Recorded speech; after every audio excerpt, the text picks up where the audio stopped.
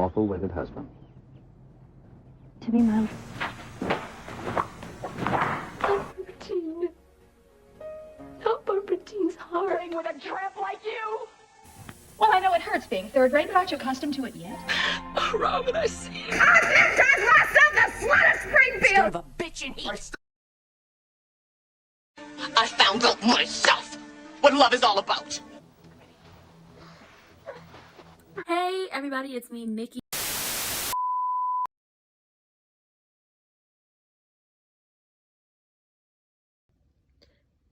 Hey, it's Nikki. Welcome to Ranting with Ricardo. We are here for a new series called Drama Delight. This is where I'm going to be talking about soap operas and my love for them and the history behind them, doing recaps of them, talking about the different characters, the different storylines, the different things that took, soap operas from just being something that's like daytime to mainstream media. We're going to talk about all of it, and hopefully in the future, we're going to do some interviews over here as well. But with that being said, and before we get into this recap for General Hospital today, if you're new here and you like the content, like, comment, subscribe, turn your post notifications on, and share me with your people. If you're not new here and you don't like the content, still do the same. And you can always find my information in the description box down below, and that's where to follow me on different social media platforms, and also how to take a look at the Amazon shop and the wish list and so much more. And with that being said, let's get into this. So today is General Hospital. Okay, it's Monday. Let's get into it. Anna has decided to go down to the Metro Court to talk to Carly about why Carly went to talk to John Brennan, what she told John Brennan, and what does Carly know and what does John Brennan know. Carly is like, why really feels like, why is Anna questioning her? What is going on? And as they start to have their back and forth, Carly lets Anna know, I went down there to talk to him. You and Dante felt like he was trying to kidnap me, but all he had was zip ties. So I'm not really sure if he was trying to kidnap me or if y'all were making this whole big thing out of it. And Anna's just trying to stress the fact that John Brennan or Jack or whoever he is claiming to be is dangerous and you need to stay away from him, but also trying to get the information on what exactly did you say to him? Like, did you tell him the FBI was onto him? Carly says, yes, I did that. It wasn't like it was a big secret. Carly, it was. It's a big secret. There's a reason why it was a big secret, but okay. She then tells Anna, then asks, did you tell him about John Cates? Yeah. So what? Once again, not a big deal.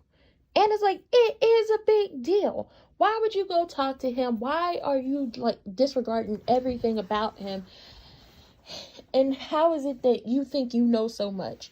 And she was like, oh, you were listening on a conversation, weren't you? Carly admitted that. But once again, this is more of the fake Jagger's fault. Because you should have shut the door. You don't know Carly. You just got back to, town. You don't know Carly like we know Carly. Carly keep her ears to the streets, the doors, and so much more. Any information that Carly feels like she needs to know about anybody she truly cares about or herself, oh, she gonna find out. So you should have shut the door. But oh no, you just want to talk all out and loud and proud about what you got going on and how you running Jason and how whew, child. Fake Jagger, get it together. So Carly says to Anna, I realize him telling me, talking about John Brennan, that him telling me he was working like high security meant he was like ex-military or something like that, and maybe he was going after Sonny, and then John, I'm not calling that man John, Fake Jagger said some things, so it got me to thinking. So her and Anna start having this back and forth, and Anna's like, you have to trust me, you have to trust us that we know what we're doing. And Carly's like, why would I trust y'all? Why would I trust anything you have to say? Come on now. And Anna's like, you think you are so smart. Stop what you are doing and listen to me. But we all know Carly is not going to listen to her. And they're having this back and forth. Anna had found the answers that she wanted to know. And Jason was right. Carly then went down there flapping them gums and told this man a few things that he did not need to know. Y'all didn't want him to know. And Carly wasn't supposed to know either. But because of Fake Jagger and the fact that Carly is nosy as hell, now he knows. And now the secret is out. The operation's compromised. It's now time to do a pivot. She eventually tells Carly, after she told her to use that big brain and stop acting stupid, to stay away from John Brennan. However, once again, this is Carly we talking about. Carly not about to stay away from this man, to the point where Carly called her driver and said, listen, I don't want to drive tomorrow. I don't want to drive tomorrow. I need you to pick me up from the hotel and take me to Pentonville. And I guess she going to see that man again. But this leads into another confrontation between her and Nina, because as she's on the phone saying, you know, take me to Pentonville, Nina's like, oh, so you're going to see your friends? It's a good thing you go and hang out with your friends even after they're locked up. So they start, you know, picking at each other just a little bit. And then Nina's like, you know what? I want to say I'm sorry. I feel like we shouldn't have to have these back and forths like we do. We shouldn't be throwing low blows. We shouldn't be taking digs at each other. And Carly's like, so like the dig you just took at me. She's like, you know, I regret that. I do. You know, at least you could respect the fact that she regretted it after she did it. I don't know if she regrets really everything she's ever done as it pertains to the whole Carly and her relationships and so much more situation, but she regrets it now. Now the question is, do you regret it because you're trying to grow your relationship with Willow? Do you regret it because Carly was right about Sonny, which is what Nina told her, you know, you were right about Sonny, that he was going to break my heart, that he was going to leave me, he was going to do all these things. I didn't want to believe you. I had to find out on my own, and I definitely wasn't going to listen to you, but you were right. But going back to the regrets, do you regret, like, are you trying to make amends with her because she was right about Sonny? Are you trying to make amends with her because you know you're sleeping with Drew and that you and Drew, you know, which y'all, I'm not saying y'all shouldn't be doing it, but it's weird. It's confusing with Nina. Listen, Carly said, I'm not trying to move, like, I'm not looking back to the past. Everybody is back where they need to be. You and Drew are working on y'all working relationship. They're also sleeping together, but she doesn't know that yet. You're back at Crimson, Drew, you're back at Crimson, Drew is back at Aurora, I have my hotel back, and Sonny gone Sonny, and let's just leave the past in the past, because I'm not looking back, and I don't plan on going back. And they call a spade, and I'm like, well, you know, that's a good thing. Granted, y'all gonna have many more issues down the road when you do find out that her and Drew are sleeping together, on top of the fact that Carly might end up blaming Nina for why Valentine decided to go after Sonny's medication, which low-key, like, it's not her fault, but she was the catalyst to the reason why he decided to start messing with that man's medication. But we kick it back to Nina and what she had going on before she decided to come downstairs and start messing with our good sis Carly. Nina up there in the office, her and Drew, they're obviously still hunching. I'm not saying it's sexual tension. I was going to say, I'm not going to say that's what it is, but it is. So they have like this huge amount of sexual tension between the two of them, but it's also the situation of Drew is helping Nina try to get her relationship with Willow back to where it was and where it was growing to be before it was revealed that Nina was a snitchy McRat and snitched out Carly and Drew to the SEC. That's what he's trying to do. So Willow is coming to prep for her PSA for the foundation that she is working with. And Nina's like, you know, I don't want to cause any issues. I'll just leave. And Drew's like, no, stay. You can help. This is what you do. And you know, Nina's trying to play it off, but she's hella uncomfortable. She has that nervous laugh, and it's just like, yeah, Nina, stay. So we can see how this is going to play out. So, really, Drew is trying to build the relationship up between Nina and Willow. Willow is kind of uncomfortable when she starts recording a PSA, and Nina tells her, you know, share the real emotion with the people about your story, like your success story. You beat cancer, you have this loving family, you have a career, you have all these things. It's okay to show like genuine emotion about how you feel, because it'll give the people hope that they too can have what you have. And you know, Willow heeds her advice. But back to Drew. He's trying to build this whole relationship up between Nina and Willow. And it's obvious, and it's just like, you are so obvious that, like, you're an open book. We can read you. It's not that hard. So Nina ends up leaving, and Drew and Willow get to talking, and Willow feels set up. Once again, I feel like, and I probably didn't say this, but I'm going to say this now. Willow is the type of person who can smell a setup from a mile away as it pertains to Nina. She feels the setup coming. She feels the manipulation coming. That's the problem whenever someone tries to force her into a relationship. I'm going to have to make a video or multiple videos about why Willow and Nina are the way they are, starting from the very beginning, because some people tend to forget everything that Nina did to Willow before it was ever found out that they were mother and daughter. So Willow feels set up by Nina and Drew, and she's like, I know what you're doing.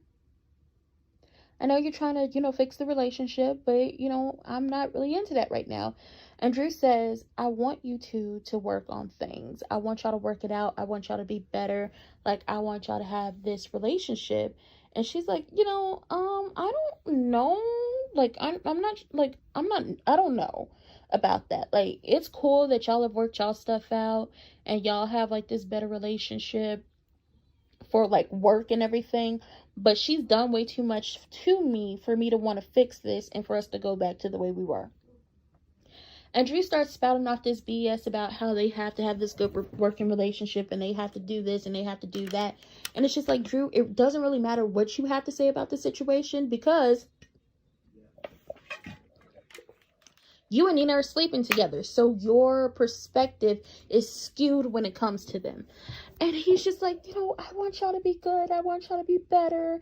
And Willow feels like, well, since you're opening up to me, I too shall unhinge my jaw and tell you something you don't need to know because it's none of his business. And honestly, Drew hates Jason so much. For what reason? I don't know why.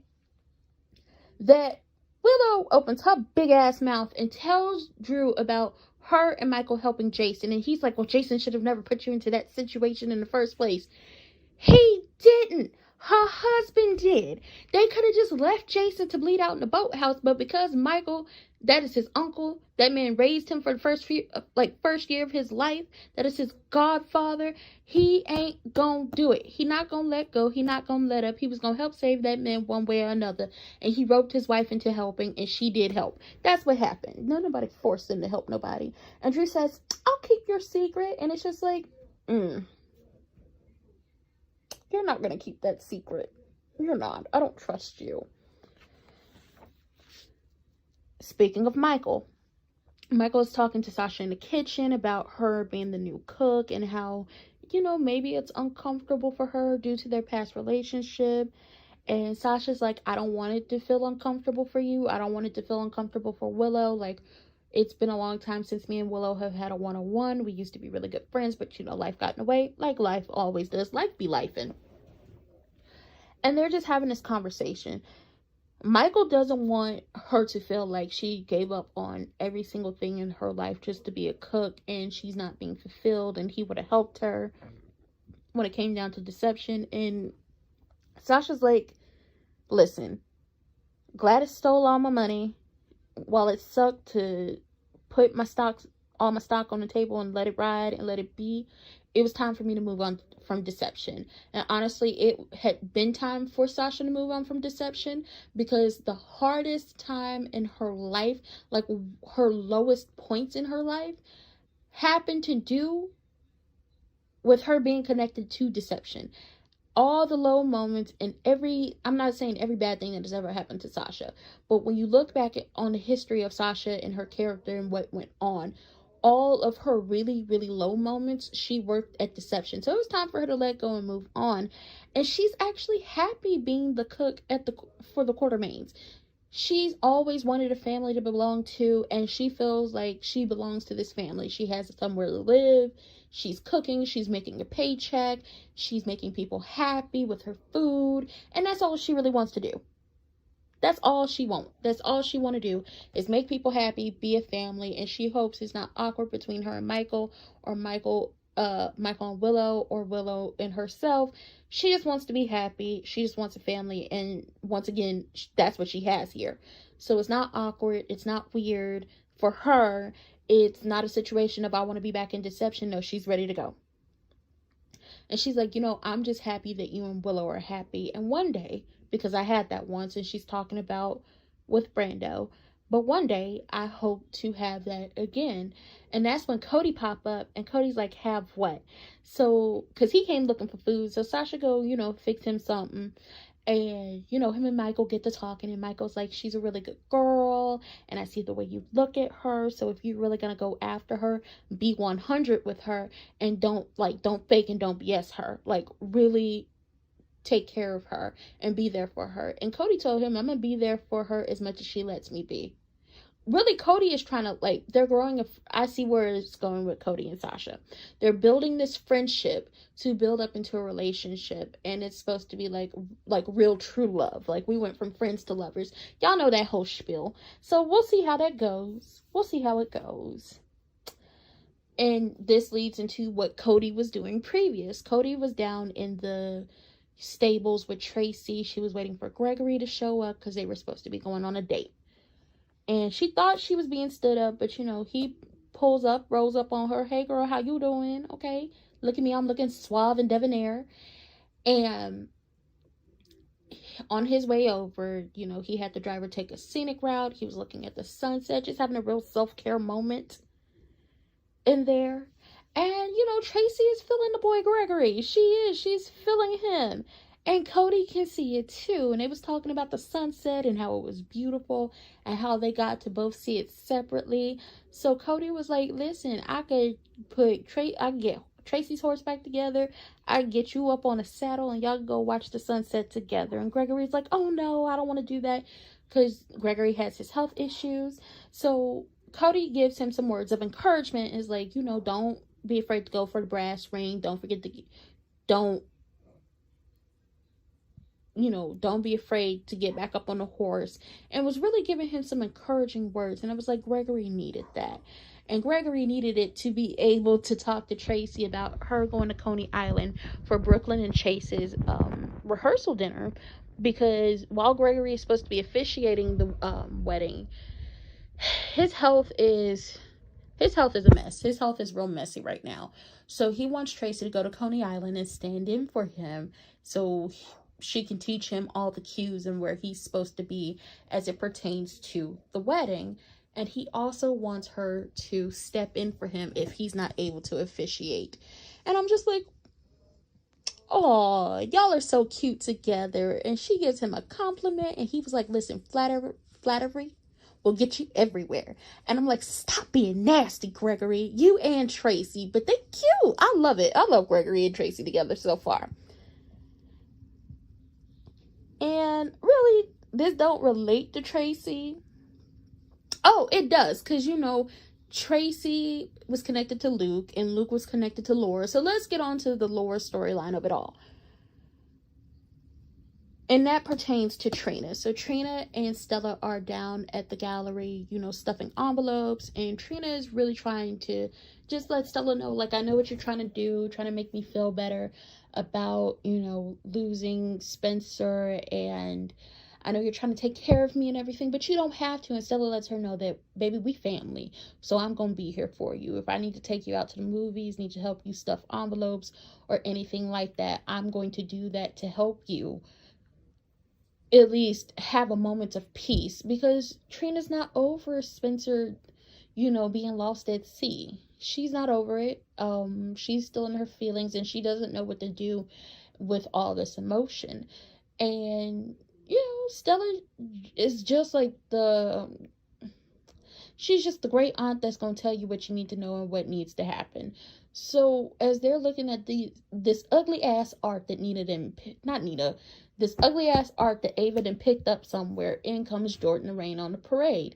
And Jordan lets them know that Heather Weber's case is being reopened by Laura, because Heather Weber's the metal in her hip for the hip replacement, whatever the hell was going on, has been poisoning her, and it might have lent to, her mental stability, and why she decided to go on a living spree of all these people around Port Charles. But the issue is, and we're going to get into the history of Heather been doing this BS for a very long time. We're not going to forget about Stephen Lars's first mother and what she did to her. Okay, we not gonna forget the LSD trip that she tried to get to that lady, and she ended up getting that trip because Stephen Lars was down there messing with the little drink Turner thing. And we not gonna forget about all the crazy stuff she did back in the 80s. We're not gonna forget that and how Franco came to be. But okay, we gonna forget about that. I guess that's what's going on. So they find out that Laura's planning on reopening the case and all that mess, and Trina's like, I don't care. I don't appreciate the fact that she's doing this after everything that Heather has done to us. And it's just like, girl, none of us do. And it's just like, my God, Laura, I don't know what you're doing. I don't know what the writers are doing, but I'm going to need y'all to figure this out because this ain't cute whatsoever. And I'm going to get on my thoughts on certain situations. But with that being said, that was it for this recap. I hope y'all come back for more. Check the description box down below for everything else, and check out some more videos on the channel, and I'll be back tomorrow. I'll see y'all later. Love y'all. Bye.